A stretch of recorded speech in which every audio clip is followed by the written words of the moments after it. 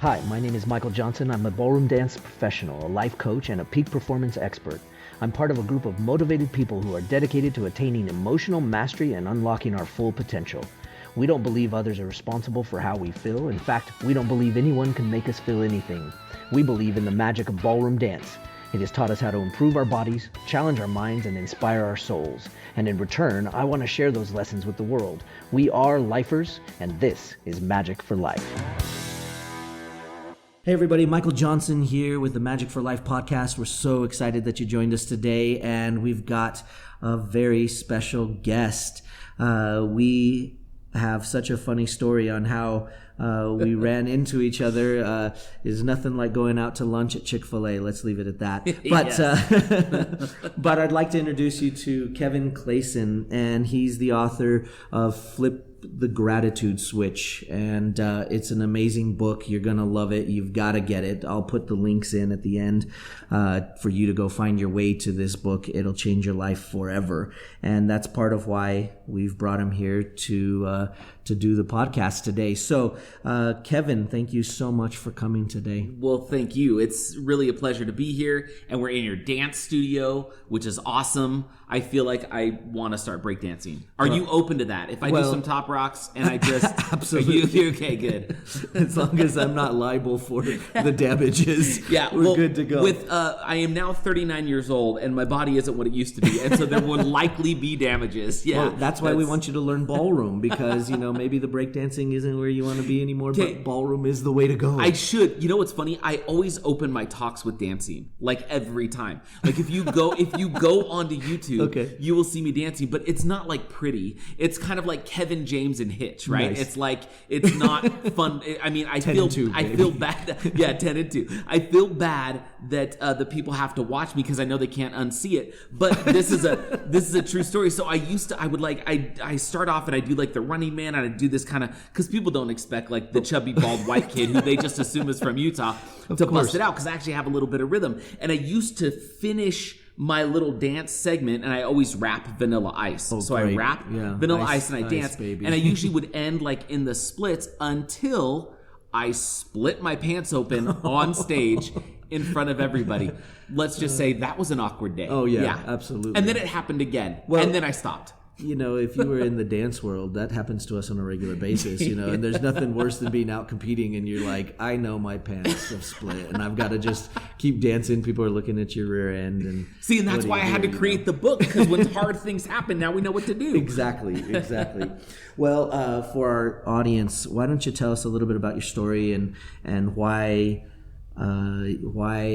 you got to this place of success and where you're at now. Yeah, well, I appreciate that. But really, I do want to say I love what you guys do, because dance has actually really been an important part of my life. So I've never done ballroom, but I started to dance when I was like 3 years old. And I stuck with dance until I quit for sports. But the fact that I could dance and that I had rhythm, I actually feel like helped me in sports. It helped me in high school. I use it now as a speaker. Like I love watching dancing shows with my kids, because I think there is something, you talk about magic. I think there's really something magical about dance. I don't know how to articulate and explain it, but it is magnificent, and anybody that's involved with it, I have mad respect for. So well, and we believe that awesome. too. I mean, that's such of the impetus for Magic for Life and Dance Magic, is that dance, we know, can bring a lot to people's lives and to people's worlds. Yeah, so it really can. I appreciate that, and maybe we'll get you in and get you doing some dancing. You should come in with your wife or something. We should totally come and do lessons. Yeah. That You'd would have be a amazing. great time. It's so fun. Yeah, she thinks she can't dance, but she can. It would be. You know what? We've fun. never met anybody that can't dance. Really? No, it's not a thing. It's not a thing. No such thing as two left feet. We're gonna do it. Yeah, if you can walk, you can dance.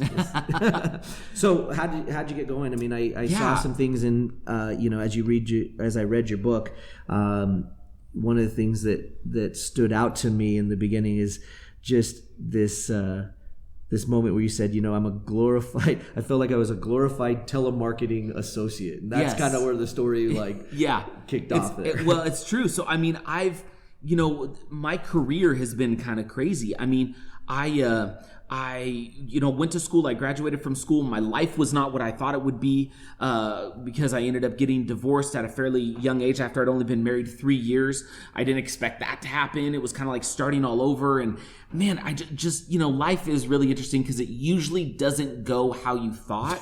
But the thing is most people don't know how to deal with the difficulties when they come up. They just kind of let them wash over. I'm like, oh, it's just a bad day. Oh, I just don't know what I'm going to do. I just hope it gets better.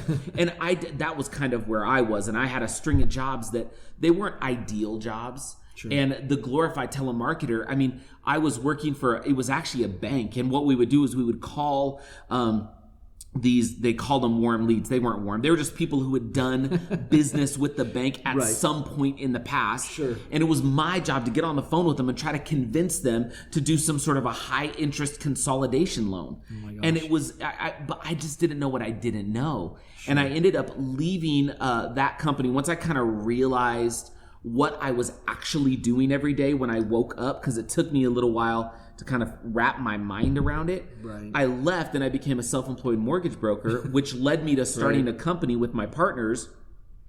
And the company I started with my partners, we've now had for over 10 years, and we've had tremendous success. It's a company called Done For You Real Estate. And it's really just a real estate investment company. Sure. So through that process, I went through a lot of ups and downs. I went through a lot of failures. I went through a lot of successes, and sort of in the middle of all of it, on paper, things were going well, right? Like we got to a point in our company where we were expanding nationwide. I was traveling all over the country. I was speaking all over from coast to coast. And that's kind of what I always wanted. Like I get on a plane and I go speak so that I could like post on Instagram and people think I'm awesome, right? Like that was the goal. Exactly. And so that's what I was doing. Yet I would go and I would speak and I'd fly to New York and I'd be home, and then we'd go to Vegas and I'd be home. And I got remarried. I had this amazing wife who was way prettier than I deserved. We had these awesome kids, and somehow, in spite of all of that, I couldn't, it's ridiculous. Like I look back now and I'm like, come on, but I couldn't find real lasting joy in the middle of what on paper was essentially the exact life that I'd kind of hoped for, that I dreamed about as a little boy, right? You got what you wanted. I got exactly what I wanted, yet how could I not find joy and happiness? And it was just this kind of really weird place to be. I'm like, on paper, everything's good, but somehow I'm not really feeling that ongoing and consistent happiness. Sure. At the time, I didn't realize that's what most people go through. Right. Like the most successful people in the world, I don't care how it looks on Instagram, the reality is they probably have some struggles and they probably have some things they're dealing with. Like we see it with celebrities all the time, right? Oh, yeah. You think, oh, they've got it all. Yeah. But yet they are, take Robin Williams, for example, right? Yeah. There's this thing that I think is very human, that we struggle finding joy in the middle of whatever the life is that we are currently leading, no matter whether on paper it is awesome or on paper it is far from awesome. We find, it seems like for some reason, it's difficult for us to find joy in that journey. And so the reason the book came into being is I was kind of in that my pit of despair, and I began this process of realizing that it was ridiculous that I wasn't happy even though I had everything I wanted. So what was missing? And what did I need to do to change so that I could become this joyful, exuberant, happy, energetic human that I thought would accompany all of the sort of accomplishments, right? Yeah. And that led me to what ultimately I wrote the book about. Yeah, sure. And as you wrote this book, did you write the whole thing yourself, or did you get help, or how did you go about doing it? I really just kind of would scribble some notes on paper from time to time, and then I gave it to a professional writer and I said, make sense of it. Just kidding. No, I really did. I wrote it. I actually know a lot of people in sort of the speaking and book writing world who don't write their own books. Sure. It's sort of like a little known secret that like a lot of the people that you think write their own books, they don't. Of course. They claim that they wrote it because they maybe had the initial idea, but the reality is their publisher and everybody who they worked with kind of wrote the book for them. Right. But I didn't want that to be the case. I wanted to write the book, but it's actually kind of funny how it came about, because I'd been going through this thing where I was finding how that gratitude in the middle of life's frustrations, like if you could take any single moment of frustration, big or small, and isolate it, there was something you could do that was almost like a physical act and a real sort of mental exertion that didn't have to take too long, and it didn't require some expensive coaching, and it didn't require, some crystals that you hang in your bedroom. Like right. You could just do something and you could feel differently. And as I kind of went through that process, I started to become a different human. Sure. And I had no intention on writing the book. That was never on the radar. Right. Like I started because I was speaking, because I was training this big sales force that we had rolling out through the country. I started just sharing ideas that were coming up as I was living the life that I was living, which was now a more joyful and happy life, because I realized that gratitude is something you do, not just something you feel, and that gratitude could be this physical thing, this presence in your life that's more than just, I'm thankful that it's sunny outside. It's a lot more than that, right? Exactly. It's really something that can be a real tangible piece of your existence. And so I would share that as I was doing trainings. Yeah. And so what happened is people would always I'd get done speaking or I'd get done doing a training and I'd be sharing this stuff about finding gratitude in the middle of frustration, and people would be like, you should put that in a book. And I'm like, yeah, there's a problem there. I'm not a writer. Right. So exactly. How am I going to write the book? And so I postponed forever. I'm just I'll write a book one day, because we all say that, right? Right, one day. One day I'll Absolutely. write a book. That when that day comes out, it is going to be a good book. But for a lot of people, that day never comes.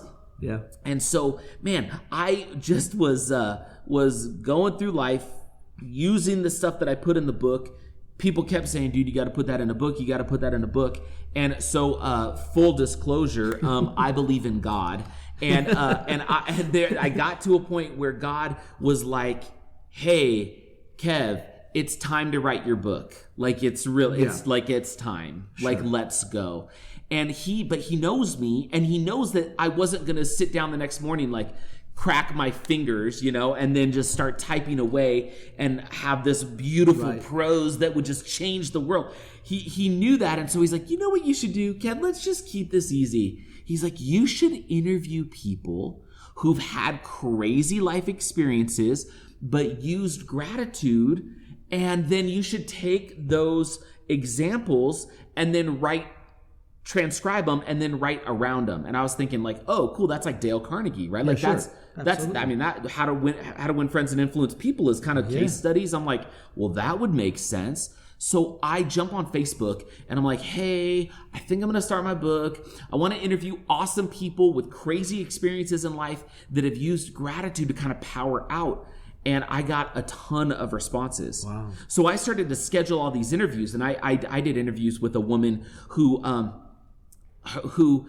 lost her legs. Okay, because her husband, and I won't go into the whole story. It was an accident. He accidentally backed over her with a truck. Oh my and gosh. She lost her legs, and then her husband died a month later. Oh my gosh. So she is now a single mom without legs. I interviewed her. I interviewed Olympic athletes. I interviewed Columbine survivors. I interviewed Afghanistan veterans. I interviewed some of the most amazing people. It was incredible. And so I'm like, oh, cool. I'm going to take all these cool interviews, and then I'm going to be able to use these, and we're just going to transcribe them and write around them. So I conclude all the interviews. I get the first interview transcribed, and I'm like, okay, this is going to be cool. This is going to be good. And I'm like, before I get the rest of the interviews transcribed, I think I should write an introduction. Maybe that's the first thing I'll actually write is an introduction. So I start the introduction. So I write the introduction, I get done with it. I'm getting ready to transcribe the rest of the interviews, and I go through, I'm reading it. I'm like, I feel like I need to add a little bit more than the introduction. So then I would write another little bit. And then I'd get done with that, and then I would feel like, I should really add this to the introduction or whatever. What happened is little by little, line by line, day by day, I ended up writing the entire book. There's not a single interview in this book. Yeah. And so because God knows me, he knew that I wouldn't just wake up and start typing. So he had to give me an easier inroad. And I actually think that happens in life a lot. Of course. I think that God gives us inroads all the time, and sometimes we don't realize it. But if we'll just have enough faith to take the next step, believing that it will lead us to wherever we need to go, that the rest will kind of unfold. And so I wrote the whole book, and I ended up hiring a ghostwriter who would just take my quote unquote finished manuscript and turn it into English, because I'm not a writer. Yeah, sure. So I worked with this amazing woman who's become a phenomenal friend. Her name is Jen Brown, and she is just great. And so she took my 70,000 word manuscript, and we worked together to pare it down and to really make it flow. And bless her heart, man, we ended up working on this thing for like 2 years, because I wrote the manuscript and then I ended up juggling around how I wanted it to go and flow. Nice. And the ultimate format of the book is very uncommon. I mean, there's 4 separate segments of the book that all touch on something different. It's like we've got a parable, because I learn really well with parables. We've got kind of backstory, how this whole thing came about. We've got like the actual formula of how to use gratitude in the middle of life's frustrations so that you can power out and sort of fuel your happy. And then the last section was like scientific research, and I conducted a study, because I wanted everybody who reads the book, I wanted them to find something, even if it's just on a single page, where if they could take this idea and actually put it into their life, it could shift the entire trajectory of their life. And that was the entire purpose of it. Yeah. So the whole process has just been crazy. And now the book's been out 2 years. We've sold books in like 30 countries. We sell every month on Amazon and Audible, and I don't do any marketing. It's all word of mouth. And it has just been this incredible blessing. I still get messages from people. Like, I had one just the other day. Some random person, I don't know who she is, she found my book on Audible, she listened to it, then she listened to it with her husband. She writes me this message and says, it's totally shifted our conversation, it's totally shifted our relationship. And then all of a sudden I see all these sales coming through from Alabama, because she's been telling all her friends. And so now I'm sending books all over the place in Alabama. Nice. And that's what matters to me, is that one person at a time, one flip of the gratitude switch at a time, it can literally sort of inject this light and this joy into the experience that people are having in this life, which has this massive ripple effect of creating joy and opportunity and possibility for others. And it is the most rewarding work. It's incredible. Well, we knew, I knew when we met at Chick-fil-A, my manager and colleague was with me, and they were like, don't go talk to that person. I was like, I was gonna go up and talk to you, and I just knew, you had your ClickFunnels shirt on, and so that's kind of how we got together. ClickFunnels guy, good. So are we, and I knew that it was a safe community. It was a lot of like-minded people, and so I wasn't going to say, please depart while I enjoy my chicken sandwich, for I do not have time for you. Exactly. You're not going to get that from a ClickFunnels person. Yeah, probably. And there's this, people that I think live in that state have this infectious manner, and there's an energy around them, and we as dancers are so privileged to be able to watch energy. And so I'm also a judge on the ballroom circuit. Oh, cool. And people ask all Can I call you Len Goodman? I call you that? Please don't. Okay. Oh my gosh. No offense to Len, but gosh. You don't want to be old, British, and crotchety? Is that what I'm learning? No, that's okay, it. awesome. I'm ready to move on from that. But we're so privileged to watch these dancers, and in so many instances we have such a short period of time to be able to be the judge and the jury for their success, and it's a tough position to be in, but we watch energy so much, and you can see when people love what they do, and you can see when people love their world, and there's a difference between a couple fighting on the floor with each other and being mad because one person forgot the routine, and a couple that is demonstrating the story that goes on with the dancing, to have anger within the dancing, or to have some type of story that's doing it. And there's a very big difference between those energies. And so it was very, very apparent to me that you had a good energy. And so that's really funny that you say that, because we just, it was easy to connect with you in that regard. In talking about the sections of the book, one of the things that I enjoyed, and I told you this before we started the podcast, was I kind of skim through it like I do, and we're all taught the speed reading concepts. Yeah. Read the front, read the back, read the table of contents, go through and figure out. You just described my entire college career. Yeah, exactly. And so I kind of went about it that way. But one of the things that really jumped out at me right in the beginning was you used the term the virus, and you said. So I'll let you describe it though, but you recall what I'm alluding to? There's talking about kind of like this virus of the mind, right? Yeah. There's this thing that is embedded in us as humans where we have a tendency to focus and almost obsess on the negative things that happen to us. Like this happens. So here's a good example, right? I love to talk about a thing I call the weather bug. Sure. You know what the weather bug is? Yeah. It's not an app. It's this. It's you go outside and it's a little bit cold. So instead of going like, ooh, this wonderful crisp air, you go, ooh, it's a little cold today. I need a jacket. And then if it's really hot and sunny, it's like, oh my goodness, it's so sunny. But then in the winter, like you can't wait for it to be hot. If you go all winter and it hasn't snowed, it's like, well, I just really hope we could get some snow for the mountains. It'd be really great to get some snow. And then you get dumped on. You're like, I can't believe I have to go shovel the stupid snow, right? And we do this thing for some reason with weather where it's like, it's like this natural way that we relate to one another. We might as well just walk up and say, hey, how are you, Michael? Hey, you don't like weather either? Cool, let's hang out, right? we just do this thing where we are always focused on what isn't just perfect. Sure. I have to cover this with my daughter a lot. So I've got this awesome 9-year-old daughter. And she probably hears more about gratitude and flipping the gratitude switch and life lessons that I'm sure she would like at 9 years old. But I really try to help her understand that if we focus on what we have, that which we have can grow and expand. But if we constantly focus on that which we lack, we seem to never be able to grow more. Right. And it just is this thing that happens. And so a lot of us, it is kind of this virus of the mind where we look at social media and we're constantly comparing ourselves to everybody else. In reality, we look at social media and we're like, yeah, look at their life. Like, it is so great. I can't believe they just went on that vacation. But the reality is we don't see the credit card statement and the thousands of dollars of interest that they're going to have to pay because they can't frankly afford this vacation today, but they want to take it so they can post on Instagram with a bunch of awesome hashtags and check in at the Eiffel Tower like, Paris, yo! But we don't know what's actually going on. Right.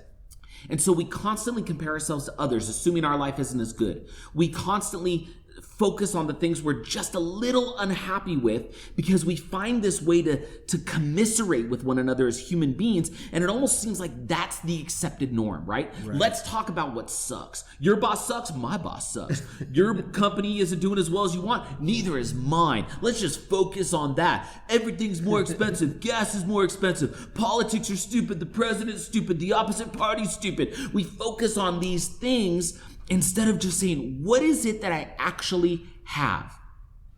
And if I were to focus on the things that I have, even if those things appear to be negative, like frustrations, sure, right? Like things that aren't going perfectly well, like failures, whatever those things are. If we actually said, if I were to reframe the way I looked at failure as not this negative experience, but rather a stepping stone to success, it's the same exact experience that I just reframed. And now when I look at it, I'm simply viewing it through a different set of lenses that now that can become a fuel for me to move forward as opposed to an anchor that's weighing me down. And it's just this virus of the mind that exists in humanity where we generally look at life's experiences as these anchors as opposed to viewing all of them, especially the hard, difficult, frustrating ones, as this blessing that can propel us forward. Sure. I don't know why we do it, but we do. Yeah, it's very common. And if we could change that, I mean, especially like you were mentioning, talking to your daughter about it. I have 4 kids as well, and we try to talk to them about these life lessons along the way. And it's got to start with us changing that next generation. 100%. We've got to change that that next generation of education. And I think to some extent our education system is got it wrong in so many ways. Yeah. And I appreciate the math, and I appreciate the science, and I appreciate them emphasizing that. But I think that the core skills in many cases, like learning how to be grateful, learning how to control your emotions, which a shameless plug because it's my podcast. I have a book coming out for emotional mastery soon. Nice. And we have to teach our kids these core fundamental skills that actually might be more important than math or English. Guaranteed more important. They're not learning them, and they're not learning them at home, and they're also not learning them at school. And the reason they're not learning them at home is because they were never taught to those people at school before in the first place. That's right. So we've got to help those people be able to get their kids better information and help that next generation, because I think that there's a certain level of ascension that we need to take as humans that we haven't reached yet, because we're starting to deal with these life concepts way too late. Yeah. And it's great, and we can recover, and we can learn them. But what if our elementary school kids understood that gratitude and understood how to deal with it? It would probably change their lives massively. Yep. And right from the start, and we'd have a whole generation of humans that were living better and acting better. So, and that's a huge reason why my favorite audience to go speak to, I do a lot of schools, I do a lot of youth. Sure. And the reason is, oh my gosh, if I can help them understand this stuff that it took me 35 years to figure out, if I can help them understand this stuff at their age, it is going to allow them to deal with the life that's coming. I always say, life is coming at you whether you want it to or not. Yeah. You can't control life. You can only control how you react to it when it shows up. Yeah. And an example I use when I speak, and an example I use in the book that I'll share with the audience because I think it helps to frame this conversation is, have you ever been to a 3D movie? Yes. Okay, so have you ever taken the glasses off during the 3D movie? Right. Yeah, so when you take the glasses off, like let's assume you walked into a 3D movie, you didn't know it was 3D, so you didn't get glasses, right? You're the only one in the theater. And so you watch this whole movie and you have no idea it's 3D. Now you come away from that probably like, oh, well, the picture was blurry, but you would know what happened, who the characters were, what the dialogue was, when the love story happened, when the joke happened, when the action scene happened. You'd hear the same music. You would walk out of that movie without a question of what took place on the screen. Sure. But your experience of it may not be as good as it could have been. Right. If you were to watch that same movie and you just put on a pair of 3D glasses, the same exact movie all of a sudden now shifts into dramatic focus. Sure. The images pop, and it seems like that same movie now all of a sudden creates a different experience for you that is more vibrant, that is more exciting, that creates more of an impact on you because you're viewing it the way it was meant to be viewed. Right. I think that we are walking through life without a pair. We walk through life with these sort of lenses of limitation on, is what I call it in the book, which is we're focused constantly on the limitations of ourselves or our career or our parenting skills or what we're accomplishing or our income.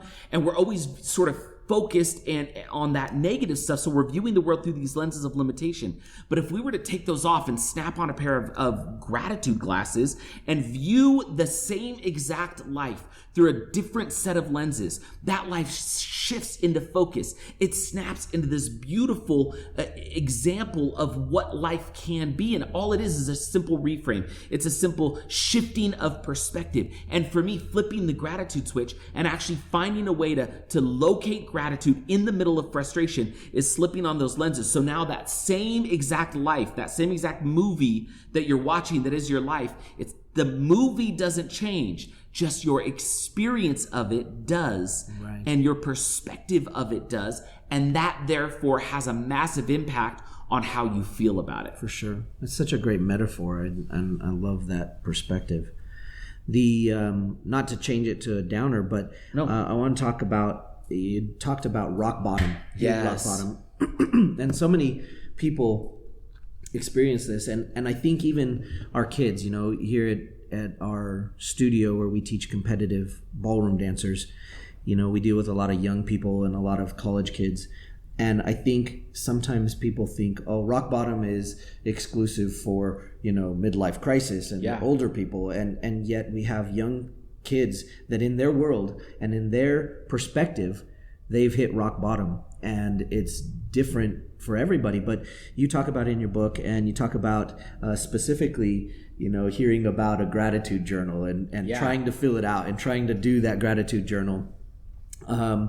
And why it didn't work for you. And I wanted to address that because I think I've heard that so many times, and you hear people talk about that so many times. And I think for some people, the writers of the world, a journal is really fabulous and it's really great. And forcing yourself to write in a journal, oftentimes in different phases of our life, we're taught to write in a journal. And if you're not a writer, this is rough. These are rough times. Tough. Yeah. There's got to be some other ways to do it. And that's one of the things I loved about the book. But why don't you talk a little bit about why and how a gratitude journal didn't work, what you had to do in it. And some people might be hearing gratitude journal for the first time and going, wait, what's that? Yeah. Or they're hearing it for the 900th time and they're like, I'm so tired of hearing about gratitude journal. Yeah, exactly. And I just love the approach that you took. So why don't you tell us about that a little more? Yeah, let me address rock bottom if I may real quick. For sure. Because one of the other places I do a lot of speaking is I volunteer my speaker services at a rehab and recovery center. Nice. And so what this center does is it just buys books, and I go speak for free, and then they buy a book and they basically give the book to the residents so that they have the message. And so I almost every month am talking to addicts at what has been their rock bottom, and they are on their way up. Sure. I remember a number of months ago, I went to this rehab and recovery center, and before I spoke in the room, there was a young man who he was having a rough time, and the one of the doctors had told me, they said, you might have to watch out for him. If we need to remove him, we can, but he's having a rough time. Some stuff just went down last night, and he's here today. Oh boy. And I went, okay, cool, let's roll, right? And so I shared the message of Flip the Gratitude Switch. And we talked about it, and we talked about that the fact that everybody has a rock bottom, but everybody's rock bottom is not exactly the same. Sure. For this young man, it could have been busted for drug possession, or it could have been the fact that all of a sudden he's no longer going to have the substance that he's been relying on that frankly has been ruining his life. Sure. For me, it was realizing that I didn't have the joy that I thought I would have at a certain moment in my life when on paper everything was really good. Right. For the kids that come to your dance studio, it literally may be that their boyfriend or girlfriend just broke up with them that day, and their best friend said something really rude on Instagram or whatever. Yeah. The point is, you can't judge somebody else's rock bottom as being better or worse than yours. It's just their rock bottom. Yeah. And you're going to have yours. What I came to realize is whether it was this young man at this rehab and recovery center or what I went through, which I talk about in the book, which I'll cover here with the gratitude journal, like, we shouldn't judge and put a label on somebody's rock bottom. We should just realize that real rock bottom, and we may have multiple times that we hit rock bottom, it is literally just this single moment in time when you realize you either have to do one of two things. In the book I say, you realize you either have to give up completely or finally find the strength to make that one new decision you know you've needed to make, but you haven't been. Right. And so for this young man at the Rehab and Recovery Center, his rock bottom was he was ready to give up, but he wasn't going to be allowed to. A month later, when I went back, after he'd heard the message and after he'd read the book and after he'd been going through recovery, he was a brand new man. He came up, he gave me a hug afterwards. He was like, I'm so glad to hear from you again. Man, when you came a month ago, I was in a really rough spot. I'm doing so good now. I saw a real recovery in this young man because he was working with incredible doctors that were helping him. And I hope that my message played some small part in that process.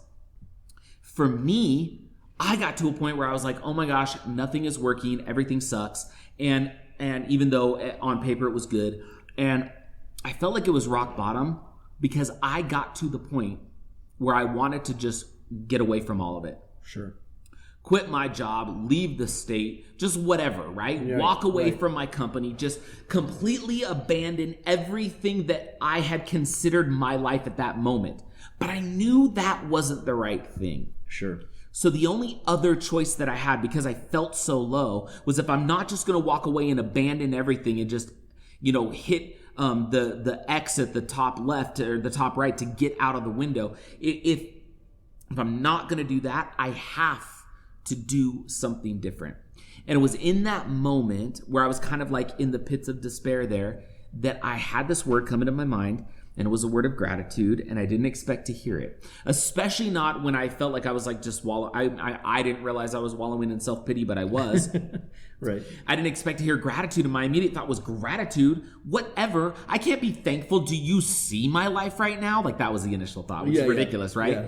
But I was like, I can't be thankful. And I had the idea that I should go back and reread some notes that I'd taken when I heard a speaker speak about success and he'd mentioned gratitude. Sure. And so I go back to that journal and I crack open that journal and I see in there that he had talked about keeping a gratitude journal. And I remember thinking like, oh gosh, okay, I guess maybe I should try gratitude since nothing else is working. And he says I should gratitude journal. I've tried to gratitude journal in the past. It didn't work, but I don't know what else to do because I don't want to exit life. So I'll try to gratitude journal. So I totally did. And I went to the bookstore, I buy my little journals, and I'm like trying to write things I'm thankful for. I can't be consistent with it. I can't stick with it. Sure. It could be 1 or 2 sentences, and I'm still not doing it every day. Yeah. And I was getting so mad at myself, like, oh, why can't I just journal? And ultimately what happened is I ended up, because the gratitude journaling wasn't working, I ended up going back to that journal and rereading the entire thing that he had said. He didn't just say keep a gratitude journal. He said keep a gratitude journal for 21 days, but keep it about frustrations you're having and how you can be thankful in the middle of frustrations. And I'm like, okay, that's new. I had never thought about that. Like it literally had never once crossed my mind in 35 years that I could be thankful for a frustration. Never once, never one single stinking time had I thought that was a thing that somebody could do. Yeah, sure. And so it ended up leading me down this whole process that I ultimately settled on flipping the gratitude switch, which is you don't even need a journal. In the moment, you can find a way to kind of isolate a frustration and then look for what's awesome and go through this process where all of a sudden gratitude kind of bubbles up inside of you and you have this, it leads to a chemical reaction in your body where your body actually releases some dopamine and you feel awesome. Right. And now as I've done my research and as I've gone back and really looked at my life, I realized why gratitude journaling didn't work. So gratitude journaling for me has 2 fundamental flaws. And it may work great for some people, and frankly, I advocate it. I think if you've never done anything like it, you should totally be gratitude journaling and writing things you're thankful for. Go on a gratitude walk, have a gratitude jar, share a gratitude high five with a stranger. I don't care. You should be doing something. Sure. And the reason why gratitude journaling didn't work for me is it did 2 things that I needed, and the gratitude journaling wasn't providing them. The first was it requires you to do something super duper easy, which is being thankful for things that are already awesome. Right. Like that takes no talent, that takes no work, right? That is so easy. Yeah. Stuff is going amazing. You just got a $100,000 check in the mail. Pretty easy to be thankful, right? Your kids run up and give you a hug. Pretty easy to be thankful, generally speaking. Right. So that's the easy work. That's the equivalent of going to the gym and then like lifting a 1-pound weight for 3 minutes, walking on a treadmill for 1 minute, and then going home and doing that for a year and wondering why you're not in better shape. It's because you're only doing easy things, right? That's not challenging you. It's not hard. Right. And so that process of only being thankful for what was awesome was not exercising the muscles I needed, especially my mental and emotional muscles, to become a new human. So that was the first thing.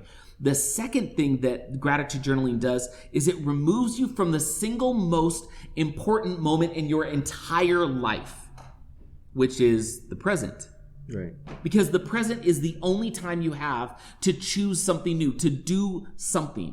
The present's all you've got. You can't go back to the past. You can't fast forward to the future unless you have a DeLorean and your name is Michael J. Fox. You can't. And so it removes you from the present, which is when you have this power. So when you gratitude journal, most people, it's like at the end of the day, right? Mm-hmm. They remove themselves from the current moment and they go, what should I be thankful for? I'm thankful that I had breakfast. Yeah, I'm sure you are, right? You had a meal. Good. I'm thankful that I got to go work. Yeah, it's good. You have a job. These are easy things to be thankful for. Not that it's bad to be thankful for those things, Sure. but you're removing yourself from that moment. You're rewinding the tape and being thankful for things that are already awesome. Now, that is a great first step if you have never utilized or experienced the power of gratitude in your life. Sure. However, for me, I needed a lot more. I needed to work out my muscles. Sure. And so for me, it wasn't just about journaling. And it wasn't just about putting pen to paper. And it wasn't just about removing myself from the present moment to think about something that was already awesome. It became this function of when life hands me a frustration, whether I stub my toe, get rear-ended, get a rock chip, have my friend tell me they hate me, have a spouse leave me, go into foreclosure, lose my job, the entire spectrum, right? Any of those frustrations, if I can take that frustration and isolate it and acknowledge it for what it is, which is something that has frustrated me, which has caused me some sort of emotional turmoil, if I can acknowledge it, now I don't just gloss right over it and breeze right past it. I'm actually present in the moment because I'm thinking about the thing that I'm immediately frustrated by. And it opens up this tiny window in space, this tiny moment in time where I can actually do something and make a different choice because I've said, okay, wait. Why am I frustrated? Okay, I'm frustrated because whatever, I stubbed my toe. I'm frustrated by that right now. I don't like that. It's a super simple, easy example that everybody goes through, right?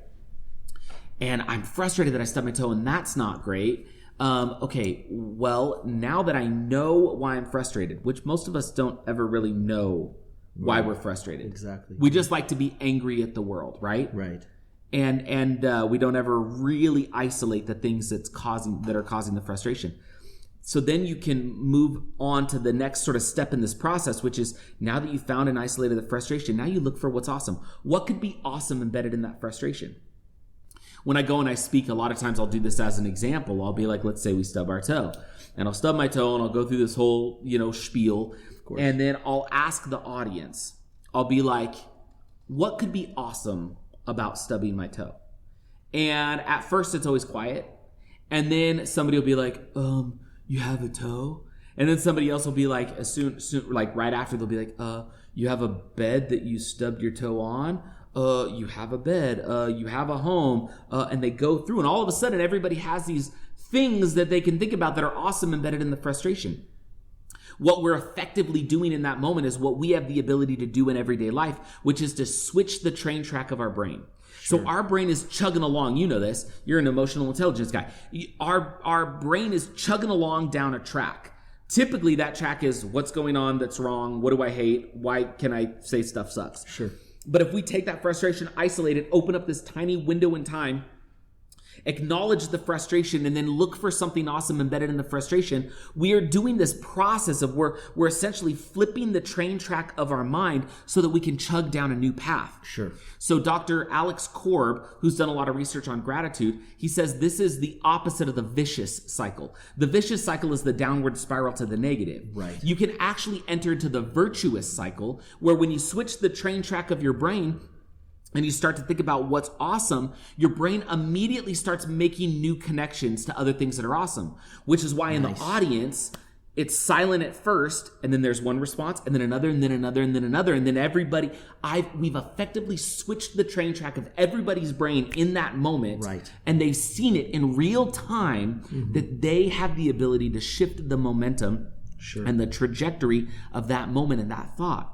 Right. From there, you actually can go through a process of using the words I'm thankful for. And you list the things that were awesome embedded in the frustration. You know what? I'm actually really thankful I've got a bed. I'm really thankful I have a toe and I have nerves that I can feel. Right. And you start saying this and it seems super cheesy. But when you do that, your body experiences what in the book I call powering up with gratitude fuel. Because you release dopamine. And it feels awesome. That's the reward chemical. And now all of a sudden you feel like this new human because you've had a chemical shift. And what I didn't know when I started to do research on the book is that when you do that frequently, so when you're always finding frustrations and you're going through this process, even with little things like stubbing your toe, when the time comes that you lose your job or your spouse leaves you or you have a problem with a child or there's a really tragic death or you're in foreclosure, if you've spent your days, moments, weeks, months utilizing this idea of flipping the gratitude switch inside of tiny, seemingly insignificant moments of frustration, you are rewiring your brain. Right. You are creating new neural pathways so that now when those new things happen, it's like you don't have to slip on a pair of gratitude glasses like the 3D movie. You've had LASIK for your life, right? Exactly. It's like you now are your new disposition is to view life in a different way because you physically got yourself to that point. And now all of a sudden, you live this new, fresh, energetic, happy, passionate, joyful life filled with gratitude and emotion that fuels you to bigger and better. It's incredible. Yeah. It's really amazing how that changes people. We have a number of couples. They're all dancing at a high level, peak performance. And so often I find which one is the pessimist and which one's the optimist. And in so many instances, it's a very apparent goal that we have to set out on to change the pessimist's perspective, because they'll get back from a week of practice, they'll get to their next lesson, and you'll say, so you practiced this thing we did? And they say, yes. And I said, did you practice it diligently? And they say, yes. And I say, okay, so tell me how it's going. And the optimist will go, well, it's going great. We did great. Yep. Like we practiced it all week, just like you said. And the pessimist in the very next breath will go, well, it's not really working very well, and we haven't gotten it yet, and it hasn't really done what you said it was going to do. And the other person is literally looking at them going, wait, where were you during all of the time I was practicing? And while he's being, the optimist, the pessimist on the other side is going, where were you all week? It didn't work 15 times. We tried it. We did it every day. So true. And it's still not happening. And so we find that this is a pretty normal occurrence in our competitive dancers. And because it's such a team-oriented thing, they have to compete together, right? They have to act as one, move as one, work as one. This really comes into a big deal. And that is such a big deal for them, is being able to figure out those little frustrations and understanding how to be better. Yeah. In those small moments, so that in the big moments when they go out to win, they're competing to win and they come out with third. Then they know what to do. Yeah. They know how to handle it. And I've watched some of my best champions come out doing that, because they come out and they go, you know what? We shared our soul today. We didn't win. We didn't win. We missed the mark. Yeah. But we shared our soul today, and we changed some people's lives. And this person came up and talked to me, and they told me how they decided to take up dance because of it. And it's everything. And it's just such a major difference between the two sides of it. So I really appreciate that. We talk. Obviously, with the name Majic for Life and with Dance Magic, it's sort of the typical funny pun in the background that we all tease and joke about with magic. And one of the things that we like to talk about is magic moments. And so I wanted to kind of give you an opportunity to give us a few different types of magic moments. So the first one is, what type of long-term magic moments inspire you every day? So like looking out ahead in the future, obviously living in the moment's important, but we all have to have goals. We all have to have something to shoot for. So what kind of long-term magic moments kind of inspire you every day? So are you talking like things that I witness around me or in other people? No, or just the things that you're headed for, things that inspire you. Okay, that makes sense. That ultimately are going to be a long-term magic moment. Because I'm going to ask you about some of the short-term stuff. Yeah, as well. Sure. Okay, good. So there's really not... Okay, this is going to sound crazy. I have goals long-term. Sure. But I've trained myself to not focus on the eventual and instead focus on the present, because I know that I can't get there unless I do something here. So when I actually think about, if I push it out and I go, what's going to be the moment that's really going to drive me? Because for me, it's not a certain number of books sold. For me, it's not a certain stage with a arena full of people that I'm speaking to. It used to be that until I shifted and realized that true greatness is achieved inside of small individual interactions that you have with people you care about, as opposed to just sort of what the world judges as like a big accomplishment, right? So for me, I look to when my daughter and my sons are going to be parents. Sure. And when their kids will give them some of the grief that our kids have given us, and they teach their kids how to flip the gratitude switch. Nice. Because for me, what that means is that it wasn't just an idea and it wasn't just a book, but it became something that was cemented into their soul. Sure. That they want to share it with the kids that I know will love more than they can possibly imagine. Right. Because maybe then we can continue to shift the trajectory. Now that's sort of the lofty ideal when it comes to my personal life. When it comes to professional, I don't think about it so much in terms of my book as much as I do my real estate company. Sure. So my real estate company, we have some big goals that we are working towards achieving in terms of a number of transactions that we complete a month with new investors that come in and buy homes. And when we hit that level that we are striving for, and we hit it consistently, it will literally unlock the kind of financial potential and possibility that I think everybody dreams of their entire life. And many don't have a real roadmap how to get there, but we do. Nice. So every day I know what I'm fighting for professionally for my company, and we have a specific goal that we are chasing that is a number. And when we achieve that number, and we can achieve it consistently for 6 to 12 months, we have blessed so many people financially that I can't even wrap my mind around it. So for me, that's the long-term magic moment professionally. And then it's my kids teaching their kids. That's kind of the long-term magic moment personally. Nice.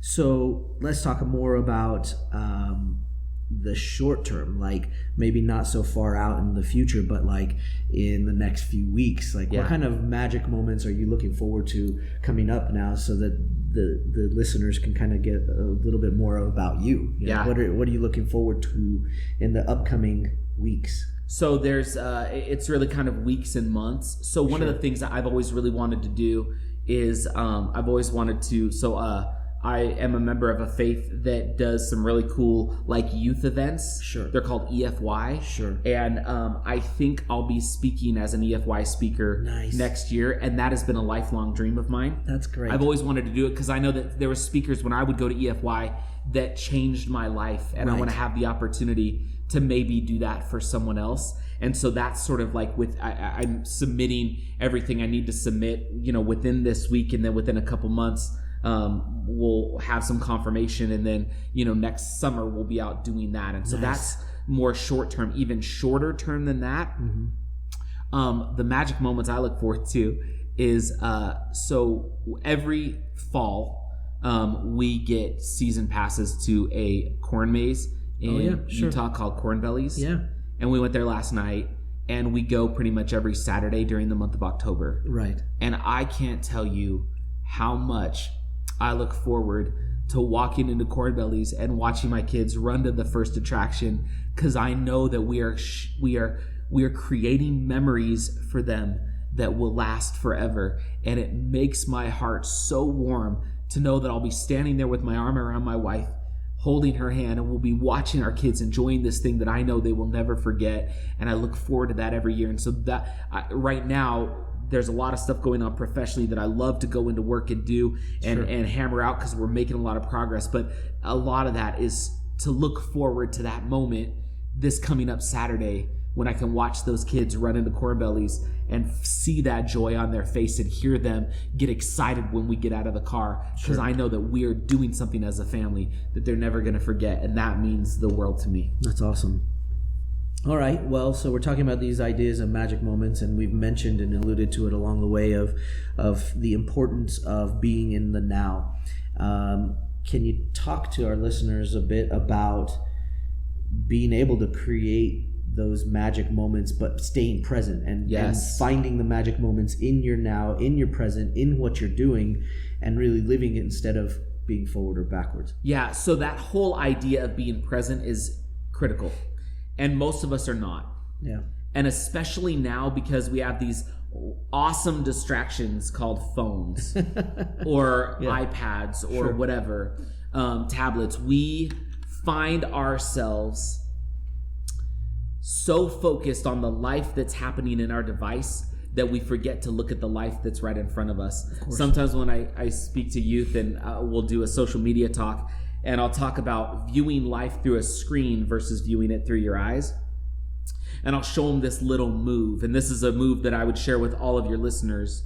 If you're recording your children, or you're recording a beautiful sunset, or you're taking a picture of something magnificent, frame your picture, frame your video, and then all you have to do is just tip your chin up a little bit and put your eyes right over the horizon of the phone that you're using to take the picture or take the video, and you will witness that video and witness that moment the way it was meant to be witnessed, which is in real life, not just relived through a screen. Right. And that for me has been, I know that seems like a little thing, but when something awesome is happening with my kids or my family, I want to take that picture. And so I'll look through and I'll get that picture framed just right. And I know my thumb's going to tap that little white circle and I'm going to get that picture. But before I take it, I maybe just look up just a little so that I can actually see their faces. Yeah. So that I can actually see the thing that's happening.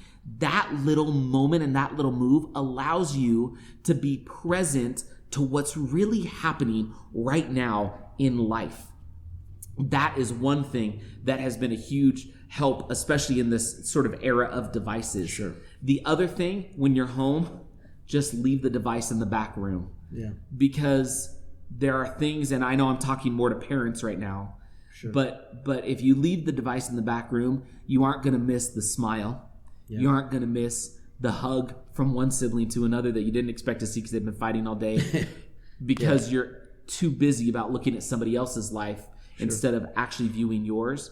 The other thing that I would recommend is what I teach in the book, which is to flip the gratitude switch. Of course. Which is when frustration happens, which it inevitably will today. Something will happen today. It may be minuscule. It may be as little as you go to the soda machine and they're out of the flavor that you like, right? It could be you wad up a ball of paper and you're going to impress, somebody in the room by throwing it across the room and you're going to make it in the bucket and you don't. Like, it could be super tiny, seemingly insignificant, but whatever that frustration is, or if it's something big, become present in that moment, acknowledge that you are frustrated, what it is you're frustrated about, and then look for something awesome right now, this moment, embedded in that frustration, and it will force you to become present to the exact moment you're in. And when you do that, you will unlock a power to your life that is inaccessible unless you learn to be present. There's a great book by Eckhart Tolle called The Power of Now. Right. There is a real power in this instant. So take it, be thankful for it, and watch how it fuels you onto bigger and better. You incidentally segued to one of my questions for you, which is, and let's see if you can do it. I don't know if I could do it, but I'll ask you anyway. What are your top 3 favorite books that would change these people's lives? I love finding out from people what their top 3 favorite books are. Yeah, I got them for you. You got it. All right, let's go. So my number 1 is a book called The Go-Giver. Okay. So The Go-Giver is a story. It's a business parable. It's written by a friend of mine whose name is Bob Berg. He was not a friend of mine until I read his book. It's a massive international bestseller. It's a huge, the thing has crushed.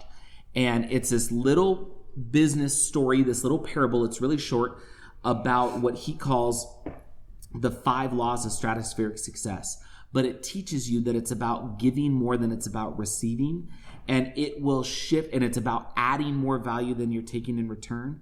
And it's about realizing that your real influence is only determined by how abundantly you place other people's interests first. It has shifted my business life in a very drastic way. And I actually reached out to Bob, had no idea if he'd respond because he's this massive best-selling author. Sure. And he responded. And not only did he respond, I had an opportunity to interview him for a training. And not only that, I actually asked him, because he's my favorite author with the book that's changed my life more than anything, I actually asked him if he would be willing to read my book, Flip the Gratitude Switch, and give me a testimonial. Flip over my book real quick. Oh, yeah, absolutely. Read what he said. So it's actually, I think I might have it there, or it might just be on the back. Oh. Let's see. Is there a bot? Yeah, read that top one. Okay, so here we go. As one who has read countless books on personal development and learned tons from many of them, I rank this book as one of the most important ever. Bob Burg. So one of my heroes said that about my book. Nice. And I recommend The Go-Giver to everybody. So Yeah, that is absolutely. number one, 100%. Awesome. Number two, and not that these are in necessarily any order, these are all great, but number two is a book that also changed my life. And incidentally enough, can you see who wrote the foreword in this book? Yeah. What's his name? Did I put it on the front? Oh, it's on the hardcover. It's not here. Oh, yeah. I'll tell you. His name is Hal Elrod. Hal Elrod. Yeah. Hal Elrod wrote a book called The Miracle Morning. Okay. And he is now a massive international bestseller. Yeah. And he and I were sitting at a mastermind together one time, and we just became friends. This was before Miracle Morning blew up. And he gave me that book, and it was only because of that book that I had time to write mine. Nice. Miracle Morning says there's a few simple things you could do every morning. It's a really simple formula. And if you will, it will unlock this tremendous power in your life. Everybody I know who's read The Miracle Morning has decided to get up earlier and has accomplished more. Hal's book is a massive game changer across the board, and he is such an example of gratitude in trials and tribulations. He got hit in a head-on collision, died, was told he was never going to walk, managed to end up running an ultra marathon afterwards, has this massively successful career, writes this incredible book, The Miracle Morning. He's blowing up. He gets diagnosed with a rare form of cancer. He beats it and continues to inspire the world. He is incredible. So The Miracle Morning is book number 2. Book number 3 is a book that is a business book, but it's another one of those books that has framed the way I look at things in a really powerful way. It's by a guy's name is Adam Grant. Okay. He's a professor at Stanford, and it's a book called Give and Take. Okay. And what he basically says is there's 3 types of people we interact with on a regular basis. There is givers, matchers, and takers. He helps you understand which type you are, and also shows you that the very most successful people in this world are not takers, they are givers. Mm-hmm. But givers are also the least successful. So how do you separate yourself from a giver who's a doormat and lets everybody walk all over you to a giver that will achieve levels of success that are virtually really kind of hard to wrap your mind around? Right. And then who are the takers and who are the matchers? How do you identify them in your life? And how do you know how to navigate through and around them? You'll find them in your family, you'll find them in your friends, and you'll find them in business. And if you can know who everybody is and know who you are, it can create some real opportunity for you to move forward. So those 3 books are probably the books that I recommend the most. They are definitely the books. The Go-Giver and Miracle Morning are the books I give the most as gifts. Nice. They're game changers, man. Awesome.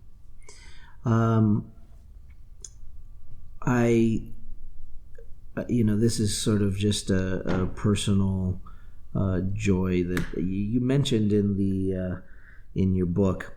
Gratitude is an action, and it's a verb, not a noun. And I loved, it just it jumped out to me huge because on the side of things that my book will be working on in terms of emotions, we talk about this statement, and it shocks people a lot that I say we do our emotions. Yeah, and it's a simple change. We do our emotions.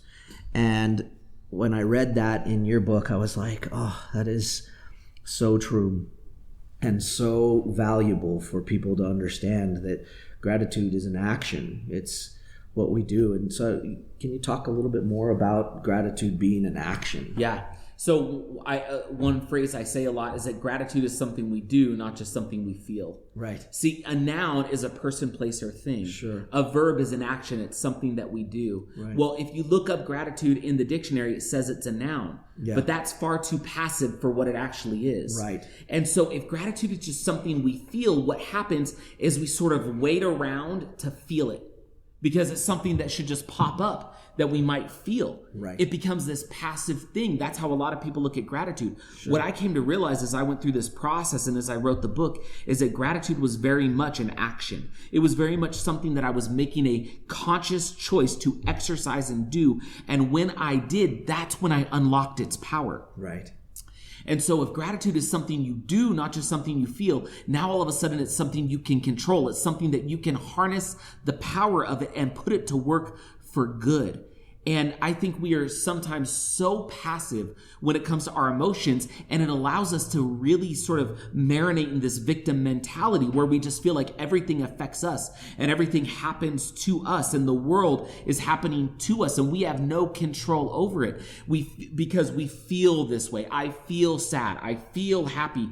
I feel thankful. Those are just things that we feel like, oh, well, that just kind of happened, so let me express it. But what if you could, as you say, you could do it? How do you do happy? How do you do gratitude? How do you do these things? It is all based around this idea that there is choice, there is real physical acts that can take place, and more than anything, it is a real conscious decision that is deliberate in practice. And when you do those things, all of a sudden happiness becomes this thing you can do. Gratitude becomes this thing you could do. It goes back to the 3D glasses. Life's going to happen no matter what. That's the thing you can't control, is that life is going to be happening, but you always have control over how you react to it. Right. 100%. And if you are in control of how you react, you are now in control of your emotions. Now, I know that there is some real emotional turmoil that takes place, and there are some things that happen, and there are chemical imbalances, and there are all kinds of things that really do happen that play with our emotions, and I understand that. I'm simply advocating that one of the ways to navigate the fairly turbulent and difficult waters of this life is to choose to be thankful no matter what. Right. One of my favorite quotes on the matter is by a guy who I have a ton of respect for, not just because he's German and I speak German, but his name is Dieter Uchtdorf, and he has this awesome quote. And he says, "May I suggest that we see gratitude as a disposition, a way of life that stands independent of our current situation.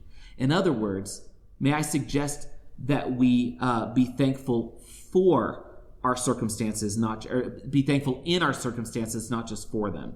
And I think what that says is something's going on around us, something's percolating and simmering around us. We can become conscious and present and choose to actually exercise real, tangible gratitude no matter what. And when we do, it stands independent of our current situation and disposition. It becomes this real physical thing that we do, and that changes our emotional makeup, and it changes our neural makeup, and it literally makes us into a new human, all because we choose to exercise gratitude in the middle of frustration. Yeah, and it's so true. We spend so much time, and we feel that dance is such a great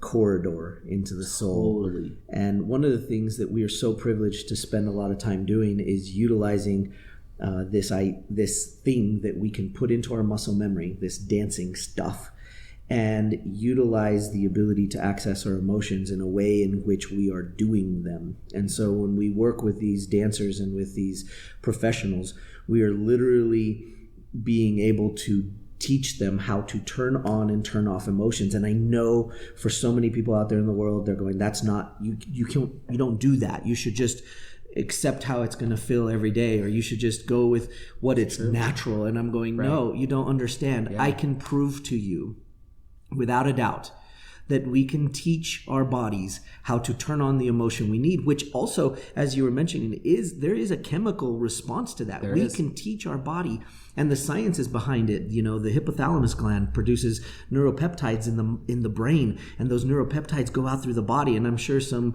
doctor is probably going, that is not exactly how it works, but just, whatever. You sounded way smarter than me. I don't know what the heck. But like generally speaking, we can put the chemical response into our body. We can. To feel the way we want to feel. And now we've got to design those neuropeptides to understand what the emotional signature is so that we can control it on a regular basis. And I feel like it just is so great to hear about gratitude and the idea and mentality of turning it to a verb. And I think if our listeners will do that with their gratitude and their gratefulness, it would be great. And we're all about, obviously in dance, we have to have a very specific process. We have to have a very particular way of going about things. And I advocate that a lot.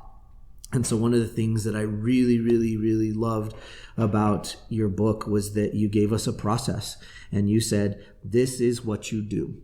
This is a process that works. I've shown that it's worked. Other people have shown that it's worked. If you'll just do this process. Now, I'm all for a cliffhanger.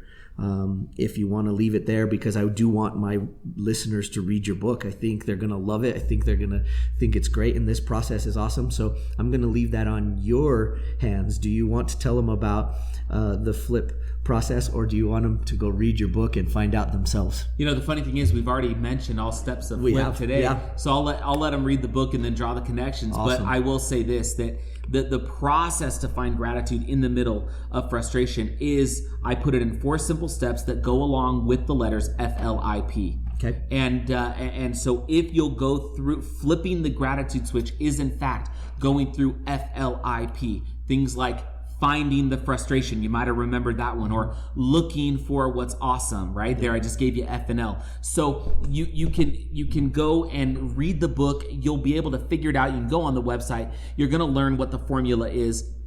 It's really simple, but it's portable, it's tangible, it's something you can do. It's something that isn't just like this woo-woo, oh, we should just all be thankful and let's hug. It's good, but like, what if we had a real physical way that we could do something and that we could wrap our minds around it so that it was a powerful reminder? And that is ultimately what Flip the Gratitude Switch is. Sure. I wanted to make one comment about dance, because you said something that I really appreciated. I watch a lot of dance shows. Sure. And I always love watching the shows because I love the journey of the dancer, not just the skill of the dancer. Sure. And if you watch, it seems like when I watch, the best dancers are not necessarily always the most skilled, although there has to be those technical aspects. The best dancers, the ones that I enjoy watching the most, are the ones that emotionally connect with the movement. Absolutely. And with the music. Yeah.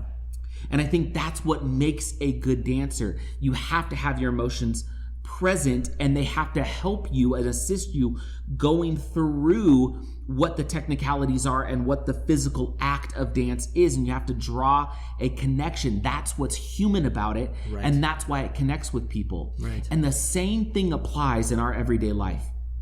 If you want more friends, if you want better relationships, if you want better relationships with your kids, if you want to be more successful in business, you have to exude a new way of being for a lot of people.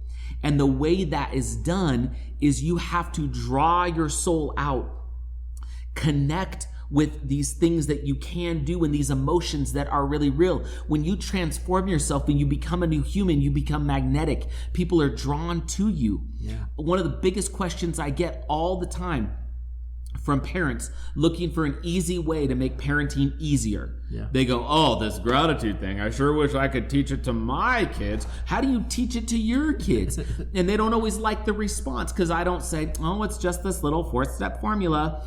I say the best thing you can do is you can be an example of it and live it.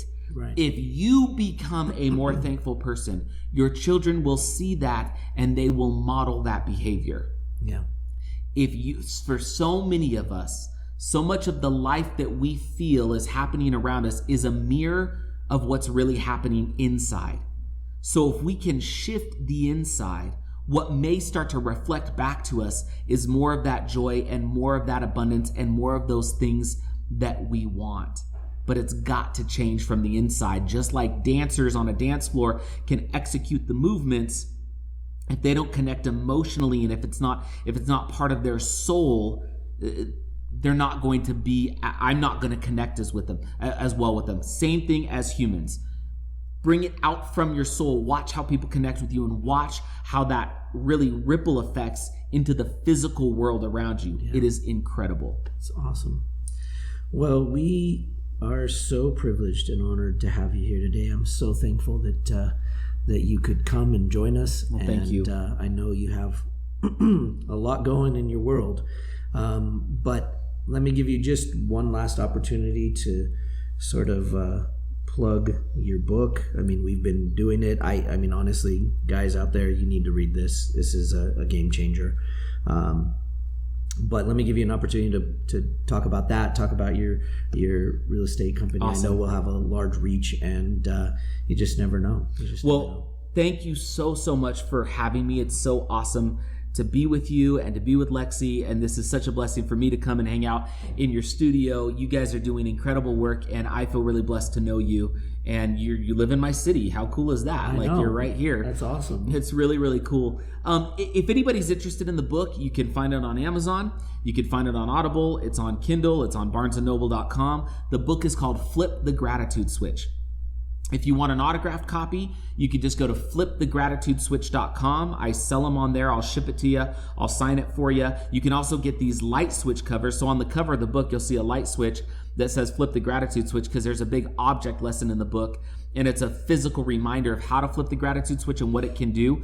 And we use that a lot with our kids, and we have Flip the Gratitude Switch light switch covers all through our house. Nice. As this constant reminder. So I have a ton of people all over the world who've wanted those. So we had those made, so you can get those on flipthegratitudeswitch.com as well. You can also check me out at kevinclayson.com to re-listen to this podcast or other podcasts that I've been interviewed on, as well as see some video. And I actually give away my Flip the Gratitude Switch. I call it the Gratifuel Accelerator course. I used to charge $400 for it. I just give it away for free because I want people to have this. Nice. And so you can get it right on my website at kevinclayson.com. Cool. And also on my website, you'll see a link to my other business, which is called Done For You Real Estate USA. We are a full service real estate investment company that works with average everyday folks who are looking at their retirement and looking at their 401k and IRA and realizing the math doesn't work. 80% of us are behind schedule when it comes to retirement, and the actual dollars we'll need to replace our income. Our specialty is helping people replace their income one investment property at a time, because we do all the work for you. We find it, we fix it up, we take it to the best markets in the country, we get it rented out for you. You keep 100% of the profit. We've been doing this for 10 years. We've transacted over $500 million in real estate with our clients. Nice. More importantly, we've been able to help our clients replace their income and live a real retirement so that they can go and do the things that they want. It's not get rich quick. It's not fast, sexy real estate.